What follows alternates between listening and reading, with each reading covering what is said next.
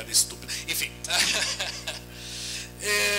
O bacana quando você vê esse tipo de transposição é que antes ela acontecia muito do off para o on. Você cria uma história offline, ou analógica, e ela transpõe para o digital. O que eu acho muito bacana, e também por ser um grande entusiasta do mundo digital, é que você vê coisas acontecendo no sentido inverso agora também. Você vê coisas que são on indo para o off. Então você tem o Angry Birds, e aí os caras fazem uma pelúcia do Angry Birds. Aí você faz um bolo, que você consegue jogar Angry Birds no seu bolo de aniversário. Isso é muito legal.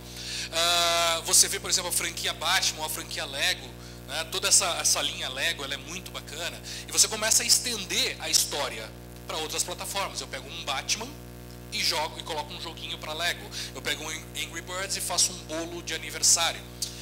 Isso é legal. Isso é o que a gente vê normalmente no mercado.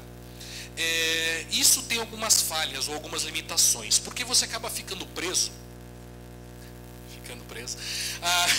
a algumas coisas. Você fica preso a uma história com um tempo de vida pré-determinado e com um dilema. Aquilo foi um sucesso.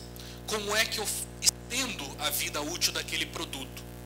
Né? Como é que eu continuo gerando receita para a empresa depois que passou o pico daquele produto? Seja um jogo em caixinha, seja um filme, seja um aplicativo para iPhone.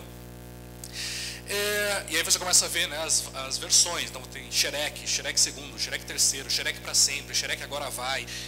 Os caras não sabem mais o que fazer com o Shrek, eles querem estender aquela franquia o máximo possível. E você tem uma outra situação também, eu acho que essa acaba sendo a mais grave, e isso é um diferencial bacana do Club Penguin, que quando você estende a presença daquela franquia, estende a presença daquela marca, daquele produto para outros meios, você acaba ficando um pouco limitado na experiência. Porque o que a gente vê é que a experiência com as diferentes mídias, ela acaba se dando de forma isolada. Né? Então você tem um bolo do Angry Birds lá que você pode jogar, legal, mas ele está fechado naquilo.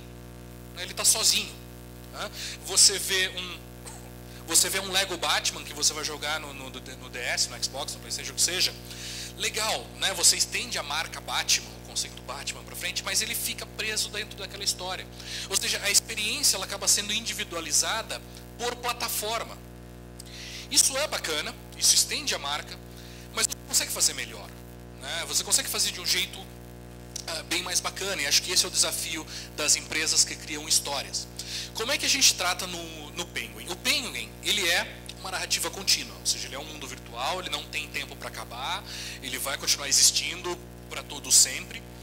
E quando a gente cria variações dentro dessa história, ou quando a gente transpõe essa história, essa narrativa para outras plataformas, a ideia é que essas outras plataformas, elas se conversem.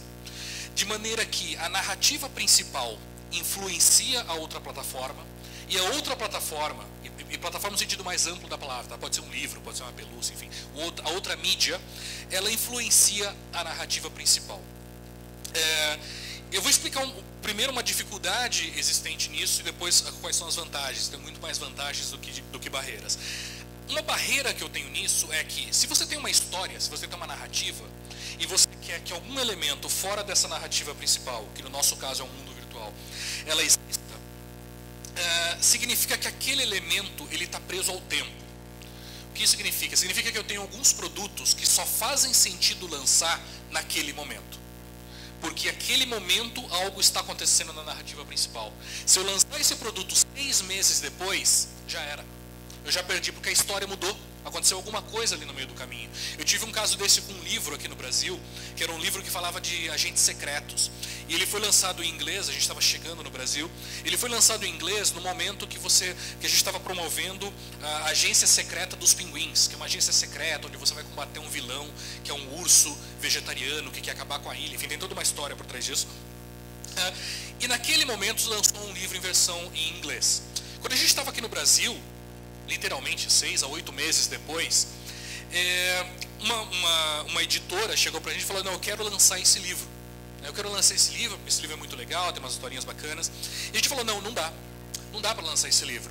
Porque nesses últimos 6 meses, o Herbert, que é o urso, o vilão, ele já explodiu a agência secreta com uma bomba de pipocas. Os agentes tiveram que se reunir na floresta e eles montaram uma outra agência ultra secreta chamada Elite Penguin Force. Enfim, a história, a vida continua, né? O bonde passou, a vida continua. Então não faz mais sentido lançar aquele produto naquele momento. Isso é a dificuldade. Quais são as vantagens? Isso que é o mais legal. A principal vantagem é que a história ela segue independente do meio. Então, quando o Herbert estourou a agência, botou uma bomba de pipoca na agência secreta dos pinguins e acabou com a agência, alguma coisa aconteceu nesse meio tempo. Quer dizer, o Herbert ele teve que planejar como é que ele conseguiu colocar bomba de pipoca lá dentro da agência e depois para onde os pinguins foram depois que, né?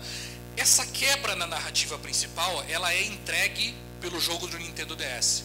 Então, se você pega o jogo do Nintendo DS, o segundo jogo, Elite Penguin Force, ele é uma quebra nessa narrativa, ele é um aprofundamento numa das vertentes dessa narrativa. E você consegue pegar, quando você começa o jogo, você começa nesse momento.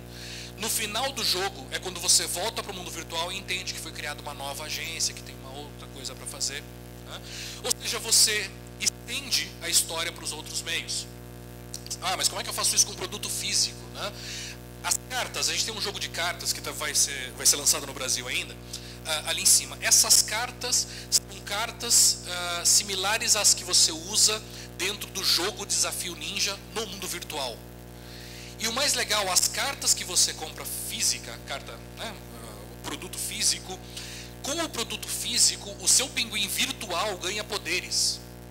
Então, você comprou uma determinada carta e essa carta dá poderes especiais para o seu pinguim virtual, né? Então você começa a fazer junções dessas histórias de maneira que obrigatoriamente tudo que é lançado traz ou remete ao mundo virtual. Tudo que é lançado ele volta para essa narrativa contínua. Quando eu tenho reuniões, por exemplo, lá dentro da Disney, que o pessoal faz licenciamento de produtos, eu normalmente falo para eles, uma coisa, a gente nunca vai ter, agora a gente não vai ter um saco de maçãs do Club Penguin, né? Porque você tem maçãs do Pateta, você pode comprar em qualquer lugar, normal. Eu não vou ter maçãs do Club Penguin, por quê? Porque dentro dessa história chamada Club Penguin, não existem macieiras ali dentro. Qual é a conexão? Né? O que maçãs tem a ver com a história principal? Não tem, então não vou lançar produto. Não vou lançar produto, né? Eu quero que tudo obrigatoriamente volte para essa narrativa. Isso é que é legal, isso que acaba conquistando a audiência, acaba conquistando as crianças. Elas estão ali no Wii, elas estão competindo para conquistar a área das ilhas, elas estão no DS, elas estão aprofundando na história lá da bomba de pipoca. Ela está lendo um livro, ela está lendo o diário do pirata Rockhopper, que é um pinguim pirata que existe na ilha, ele navega, e quando ele volta ele não fala o que ele fez, mas no livro ele tem o que ele fez. Então você começa a estender um pouquinho essa experiência ali dentro.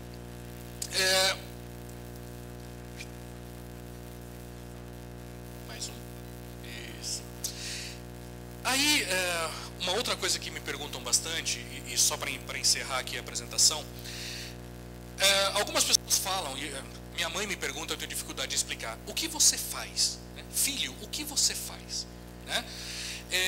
O que você vende? Não, você vende jogo, isso, é uma caixinha, essa caixinha colorida que você vende? Você vende um site? Você faz pelúcias? O que você faz? Né? Dentro do estúdio, a gente não está preocupado com isso. E na Disney como um todo, acho que o grande diferencial, a grande diferença da Disney aqui é a capacidade da empresa em contar histórias. É a capacidade da empresa em criar momentos especiais. É a capacidade da empresa em produzir esses momentos. Volta aqui, meu filho. Dá um enter para mim, por favor. Oi. Isso. E a capacidade da empresa em contar essas histórias. E lá dentro da Disney a gente fala, vamos criar momentos mágicos. Vamos criar one magical moment at a time. Eu tenho um vídeo bem legal que mostra a dimensão disso no mundo inteiro. Vamos lá. Apaga a luz para mim, por favor. Aumenta o som.